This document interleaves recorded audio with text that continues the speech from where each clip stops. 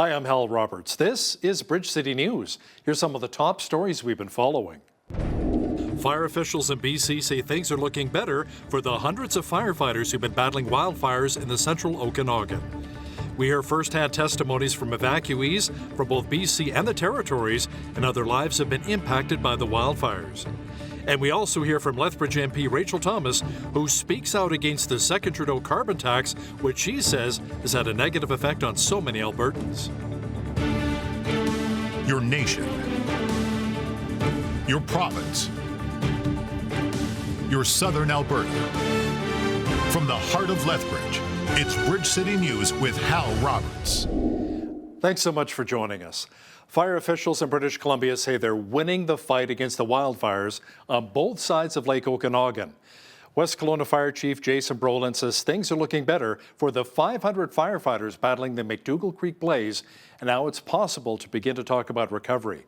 Kelowna Fire Chief Travis Whitting, meanwhile, says he's also very excited about the advances being made, and crews are in pretty good spirits.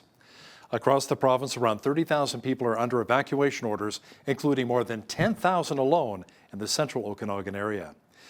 Gas station worker Alyssa Mills, a West Kelowna resident for the past 10 years, said an ember fell on her while she was working and had a fire start just behind her home. We're doing fine. We haven't been evacuated. We did have a brush fire that just started, a grass fire that just started up behind my place, but they got it out right away, thank goodness. And we're just watching nothing because we're so smoked in. We can't even tell. We tell at night that the sun's going down because the sky turns orange. Main reason I'm worried is because there's a lot of embers falling everywhere. When I came out here to let the firefighters know they had to manipulate their trucks to use a different pump, I had an ember fall on me. I actually have it in the store. We're looking at it, and it's about that long. Out of the ICP here, we have BC Wildfire Service staff. There's an Ontario Incident Management team here as well. And then we have a structure protection branch being run out of here. We are adjacent to one of the fire halls in the city of West Kelowna. And the structure protection teams are doing really great work out there. The way the weather's been in the last sort of 24 hours here, the smoke has really kept temperatures down a little bit, not a lot, but enough that it's helped reduce the fire behavior a little bit to more rank 2, rank 3. So that's your smoldering sort of open ground fire on organized flame front. And it's keeping the solar radiant heat from further drying out the fuels on the ground, which is allowing them to make some really good progress in and around those interface areas. And then we've got wildfire crews supporting them, going direct on the fire's edge where it's safe to do so, extinguishing hot spots, putting in machine guard lines with heavy equipment, working with BC Hydro to reopen access to roads where power poles have come down and extinguish any burning power poles. Emergency officials say more than 50 structures have been lost so far in West Kelowna alone. A hurricane in Southern California is expected to impact weather in British Columbia. The BC Wildfire Service warns that Hurricane Hilary is expected to bring very strong gusty winds, which could impact firefighting efforts. Firefighters have been battling the more than 300 blazes raging throughout the BC interior as the state of emergency in the province continues. Several residents of the Northwest Territories have stopped in the town of Peace River, Alberta, during their evacuation. Some worry about what they left behind and how long they'll be gone from their homes. I live in Hay River, Northwest Territories, and can't get back now because of the fires that we have. So we're stuck here. We're not sure when we're able to go back or what we're going to find when we get back. So we're just in limbo right now. I can't even wrap my head around trying to evacuate that amount of people. It's a bad experience for them, I suppose, but we've got to start taking care of Mother Nature because otherwise it'll kick us in the butt, in the long run. We've been in town for a long, long time. 1989 we moved up there, so we've kind of been familiar with the evacuation process and how the fires work in the north and how often they occur.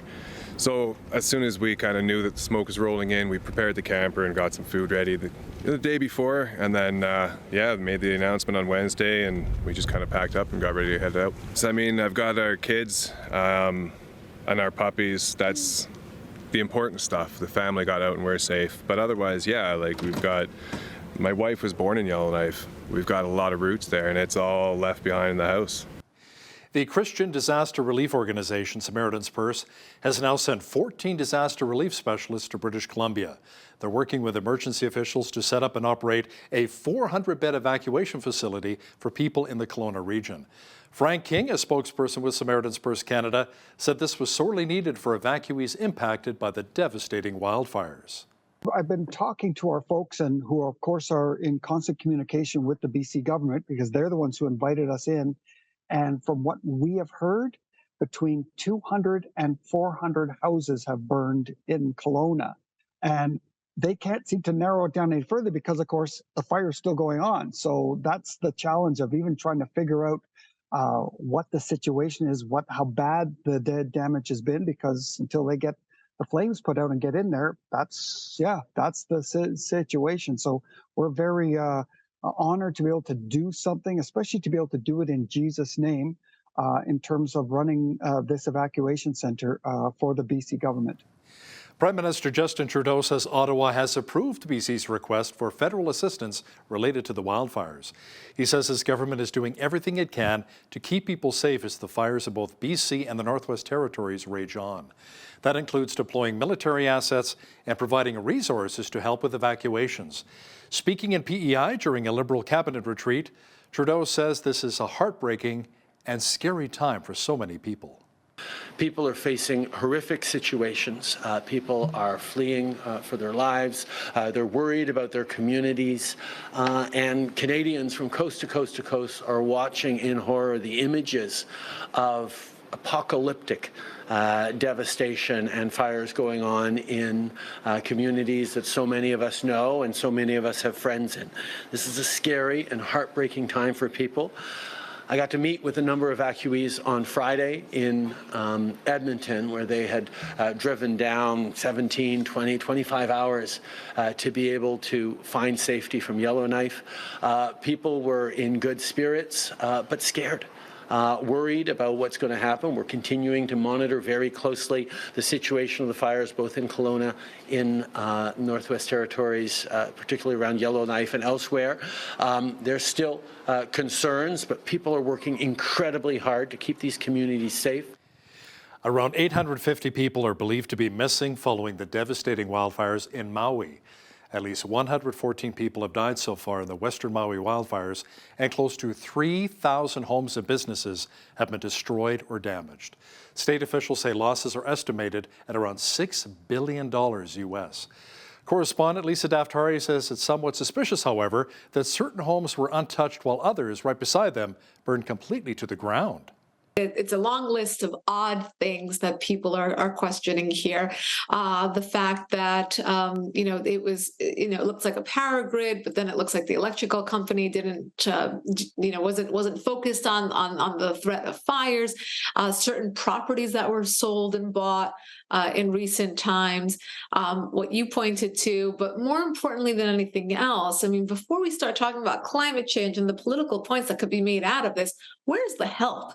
And I think, that's where it's very upsetting. A lot of people in Maui did not want President Biden to visit because they felt like they were abandoned.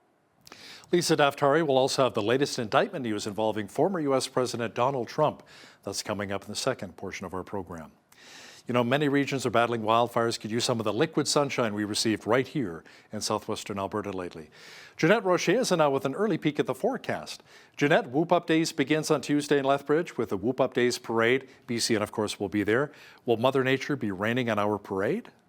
So here's the thing about that, Hal. We are expected to see another 10 to 20 millimeters of rain overnight before it clears up in the morning. So things might be a little soggy initially for our parade. Now that sun is supposed to come out a little bit in the morning before more rain falls in the afternoon with the risk of an afternoon thunderstorm. So let's hope that sun dries up those puddles a little bit for our parade. So a bit of a wet start to our Whoop Up Days. But the good news is for the rest of the week, the rest of the festival should be mainly sunny skies. I'll be back later in the show to give you all those details. Great. Thanks so much, Jeanette. Federal Conservative leader Pierre Poilievre blasted Prime Minister Justin Trudeau, saying he really needs to address the housing crisis taking place right here in our country. It now takes 66% of the average pre-tax family income to make the average mortgage payment. was about 39% when Trudeau took office. It now takes 25 years for the average Toronto family to save up for a down payment. Before Trudeau, you could pay off an entire mortgage in 25 years. After 8 years of Trudeau, newlyweds are forced to pay $1,000 for a single room in a townhouse that they share with 2 other couples. Shared bathroom, shared kitchen, $1,000 for that privilege. How romantic for those newlyweds. Lethbridge MP Rachel Thomas, who hosted a pre-Whoop Up Days pancake breakfast on Monday morning, is responding to the Trudeau government's second carbon tax that was implemented last month. Thomas says she's heard firsthand from folks in Lethbridge about how the entire tax is really hurting them. Trudeau made a decision to implement a first carbon tax, then he made a decision to increase that every single year, and then now he's made a decision to apply a second carbon tax. Canadians are hurting. I have folks from Lethbridge coming into my office every single day with their bills in their hands, telling me that they have to make decisions between groceries or their medication. That's not a choice that people should have to make. And the reason they're having to make that decision is because the cost of living just continues to skyrocket. The second carbon tax just adds to their detriment. And when it comes to Premier Daniel Smith doubling down on telling Ottawa that Alberta will never eliminate our oil and natural gas sectors, Thomas says she stands behind the Premier all the way. Danielle Smith is defending Alberta. That's her job. As our premier, she should have a voice for this province, and so she's standing up for our chief industry. I applaud her for that. The federal government says we have to move to zero emissions by the year 2035. Alberta Premier Danielle Smith says that's not possible. Her Environment Minister, Rebecca Schultz, agrees, saying the year 2035 is simply not realistic. I just don't think that we can move to this 2035 arbitrary target with these massive costs to Albertans and Canadians, and especially when the reliability of our system is at risk. So, we'll start those conversations with the federal government, but, we really have to defend affordability and reliability for Albertans. Make sure you catch the entire interview with Minister Rebecca Schultz and BCN's Jeanette Rocher coming up after Business News. Lethbridge City Transit announced that there will be some demand zone tweaks and route and scheduling changes beginning on Wednesday. Demand zone changes include zones 101 to 103, and Route 51 will now travel along Jerry Potts Boulevard, Métis Trail, and Gary Drive. Joel McDonald, Innovation and Planning Manager with the City of Lethbridge, explains why the changes were necessary. As part of our continuous improvement, we do have an innovation and planning committee. We receive feedback from customers through 311, as well as a lot of our riders. So our goal is to constantly grow transit as the city grows by finding new ways to better serve our customers, better serve the communities, and provide reliable, dependable service. With the on-demand service, we now have coverage to almost 100% of all the residential communities in the city of Lethbridge. Again, mentioning Paradise Canyon and Southridge being 2 new additions that have never had transit service before. So those are the kind of improvements we're looking to do today and in the future as the city grows and as transit grows. More details of all of the changes can be found on the City of Lethbridge website. A former Lethbridge radio announcer has been granted an absolute discharge after pleading guilty in May to a single charge of unauthorized possession of a prohibited or restricted firearm or weapon.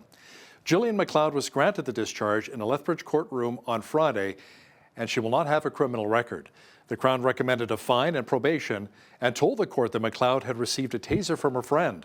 The law says a taser is a prohibited weapon that can only be possessed and used by law enforcement personnel. However, a Calgary lawyer asked the judge for an absolute discharge and said McLeod accepted the taser as a last resort as she was being stalked by an unknown man and feared for her safety. Over the years, we've learned so much about post-traumatic stress disorder and its impact on Canadians.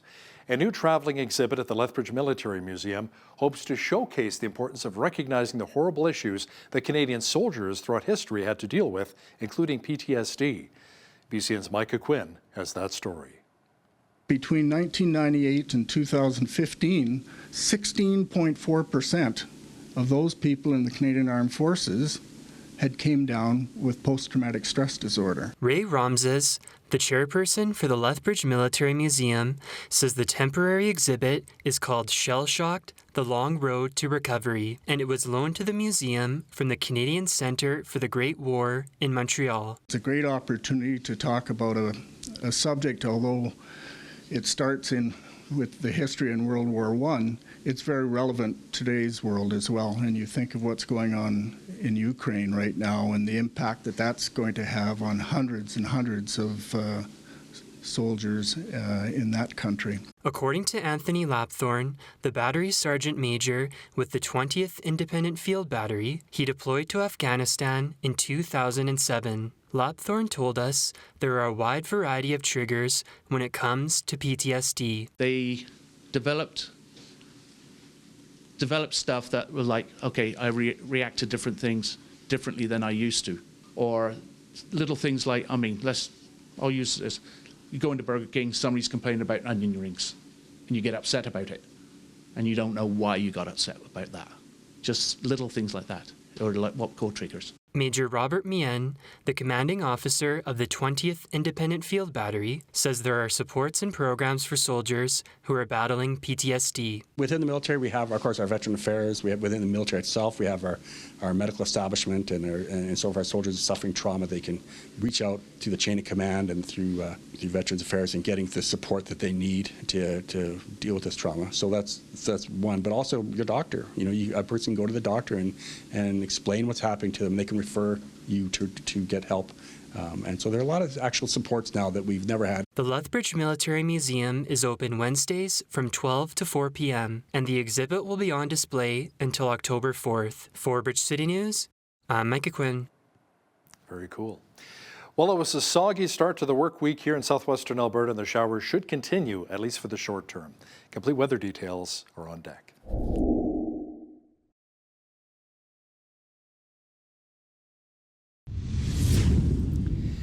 The Whoop Up Days Parade is coming up on Tuesday morning. Make sure you watch for Bridge City News once again this year. Jeanette Rocher is now with a full look at the weather forecast. Jeanette, how are things shaping up weather-wise for the Whoop Up Days Festival this week here in Lethbridge? Well, the majority of the festival should be just fine, Hal, but here's the thing. The parade might be a little bit soggy because we are expecting that 10 to 20 millimeters of rain overnight. That's quite a bit of rain. It should be clearing up a little bit in the morning, and we're supposed to see a mix of sun and cloud by Tuesday morning, so hopefully that's right during parade time. And then in the afternoon, we are looking at another 30% chance of showers with the risk of a thunderstorm. So a little bit of a kind of a downer for the opening day of our festival, but high of 21, and then look at the rest of the week. I mean, we're seeing sunshine and back up to the high 20s, especially by the weekend. So it should be a fairly decent Whoop Up Days. Average high for this time of year, 25. Average low, 10 degrees. 35 was our hot day on this day. That was the record breaker back in 1969. And the coldest on record was back in 1992. It was 0. 6:30 on the nose. That's when the sun rose this morning. Sunset this evening at 8:38, looking at 14 hours and 8 minutes of daylight. Exactly. Okay, so we are seeing some special air quality statements in effect in British Columbia. Both Victoria and Vancouver have that poor air quality, of course, due to those wildfires happening in the Okanagan and throughout BC there. High of 20 degrees in Victoria, a little bit cooler by the water, 20 for Vancouver. Mainly sunny skies there. Edmonton looking at rain tonight, but mix of sun and cloud tomorrow, high of 22 degrees. Calgary seeing 5 to 10 millimeters of rain tomorrow, and also a risk of a thunderstorm in the afternoon, high of 19 degrees. As we look to the rest of the prairie, Saskatoon also looking at 5 to 10 millimeters of rain. So quite a bit of rain there. Could see a risk of an afternoon thunderstorm. 18 degrees is the high. Regina looking at a 60% chance of rain early in the morning and then clearing, and then seeing very high humidity. That's usually when that happens. That rain happens, the sun comes out, it clears, and we're seeing a humidex of 33 in Regina with a high of 29 degrees. 22 for a high in Winnipeg, also seeing a 60% chance of showers. Could see a risk of thunderstorms there as well. As we look to the central part of the country, Toronto seeing a high of 23 degrees, mix of sun and cloud, 24 for a high in Ottawa, and high of 25 in Montreal with mainly clear skies there. As we get over into Atlantic Canada, what's happening on the East Coast? Well, I will tell you, Fredericton's looking at a high of 22 degrees. Could see a fair bit of rain there, though. Mix of sun and cloud in Halifax. Looking at clouds clearing, fog clearing in the morning, and then sun coming out later on in the day. 22 for a high there, same thing. 22 in Charlottetown, looking at fog dissipating in the morning. 19 for a high in St. John's, looking at 5 to 10 millimeters of rain. 20 millimeters in the area's heaviest hit with rain. So that is what's happening there in St. John's. And that is your full weather forecast. LinkedIn Canada is launching a verification program based on government identification. It means Canadian users of the social media platform will now be able to verify their identity using their government ID. The Microsoft-owned platform announced the move, saying its 22 million Canadian members now have the option to provide a copy of their ID to a third-party company partnering with LinkedIn. The optional verification method has been offered to American users since the spring. LinkedIn says it's meant to bolster trust in the platform and help boost safety. Walmart is reporting strong second quarter results as its low price model continues to attract budget-conscious consumers in a tough economic environment. America's largest retailer has boosted its annual outlook, sending shares 2% higher this week. The company earned $7.89 billion US in the quarter, up from last year and better than Wall Street had expected. Sales rose nearly 6% to around $161 billion US. Now, here's a look at today's markets. The TSX was down 33 points on the day to finish at 19,784. The Dow was down 36 points to 34,463. The S&P 500 was up 30 on the day to 43.99, and the Nasdaq was up 206 points to 13,497. West Texas Intermediate Oil was down 35 cents to $80.90 US per barrel. Natural gas was up 6 cents to $2.62 US. Gold was up $5.62 on the day to $18.94.93 US an ounce, and silver was up 34 cents to $23.31 US an ounce. Feed wheat is at $10.31 per bushel, barley's at $8.16, canola's at $17.84, and corn is at $9.68 per bushel. Live cattle were up 45 cents to $178.98, feeder cattle were up $1.20 to $246.78, and lean hogs October contract was down $1.50 to $80.63. The Canadian dollar was down slightly over the past 24 hours to 73.79 US.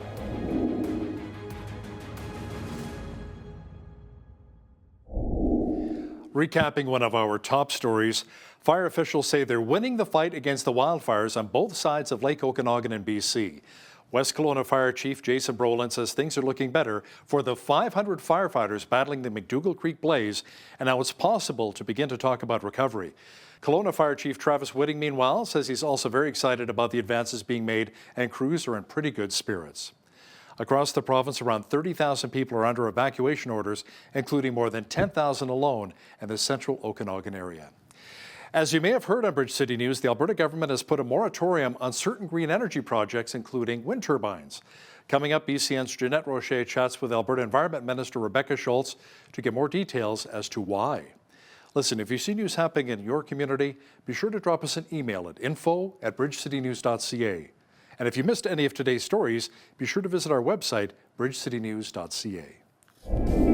Here's your Bridge City News community calendar. Whoop Up Days are back. And to kick it off, Interfaith Food Bank is hosting their annual Whoop Up Days Pancake Breakfast, Tuesday, August 22nd from 7 to 10 a.m. at 1103 3rd Avenue North. Enjoy a real country-style breakfast with pancakes, sausages, eggs, beans, fruit, and juice. Plus, there will be games for the kids, a photo booth, and more. Cost is $3 for adults, $2 for kids, and free for children 3 and under.